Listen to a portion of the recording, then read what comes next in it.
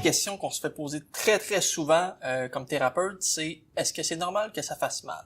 C'est sûr que lorsqu'on parle de course à pied, lorsqu'on va s'entraîner, qu'on va suivre un programme d'entraînement puis qu'on va essayer là, d'améliorer nos performances, il va y avoir une certaine dose d'adaptation qui va se faire au niveau de notre système. Puis, lorsqu'on est en adaptation, ben oui, il va y avoir certains inconforts qui vont se présenter. Quand on parle plus de blessures, là on parle à ce moment-là s'il y a des douleurs qui se présentent de façon récurrente. Donc à chaque fois qu'on va s'entraîner, c'est les mêmes blessures qui ressortent. Si les douleurs deviennent plutôt intenses, puis encore pire, si la douleur va causer une limitation, ne serait-ce que dans la biomécanique, ou encore va diminuer ou va interférer avec notre entraînement normal, donc va nous enlever des heures d'entraînement ou des journées d'entraînement parce qu'on a besoin de repos à cause de la douleur.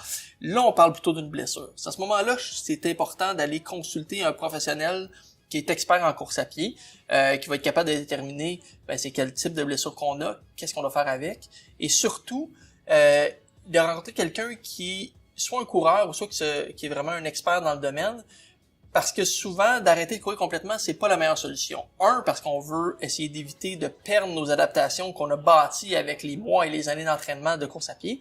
Et puis deux, souvent la course à pied, c'est un traitement en soi si on le dose bien, surtout chez quelqu'un qui est entraîné, qui est habitué de courir.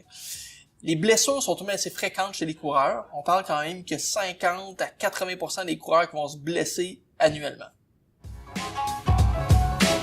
Les meilleurs conseils qu'on peut donner à quelqu'un pour éviter de se blesser, premièrement, c'est de courir souvent.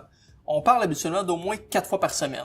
Puis souvent, 4-5 fois par semaine, c'est passablement l'idéal. Pour quelqu'un qui suit un programme d'entraînement rigoureux puis bien structuré, que ce soit pour un 5 km ou encore un marathon, habituellement, on court toujours de 4 à 6 fois par semaine, ce qui est très bien. Par contre, pour quelqu'un qui s'entraîne par exemple en triathlon, là des fois ça devient un petit peu plus complexe parce que quelquefois, étant donné qu'ils ont beaucoup de sports à travailler et sur lesquels ils doivent s'entraîner et travailler, quelquefois les programmes d'entraînement vont tourner autour de plus 2 ou 3 entraînements par semaine de course à pied. Puis malheureusement, ça les amène à avoir un petit peu moins d'adaptation qui se fait au niveau de la course. Donc, ce qu'il faut concevoir, c'est que même 10 minutes de course, ça peut être suffisant pour créer des adaptations au niveau du corps, pour avoir des bons comportements de modération d'impact. Alors, ce que je dis aux triathlètes habituellement, c'est, vous avez déjà vos 2 ou 3 entraînements par semaine que vous faites de course à pied. Ça serait bien maintenant que, après le vélo, par exemple, que vous fassiez toujours un petit 10 minutes de course, juste pour vous dégourdir les jambes, puis mettre un petit peu d'impact sur votre système, puis l'adapter à la course à pied. L'autre conseil qu'il faudrait suivre, c'est d'être très progressif. Donc, tout changement, que ce soit de chaussures, de dénivelé, de terrain, de vitesse ou de kilométrage, devrait se faire de façon très progressive et lente pour permettre au corps de s'adapter. Puis de s'écouter aussi.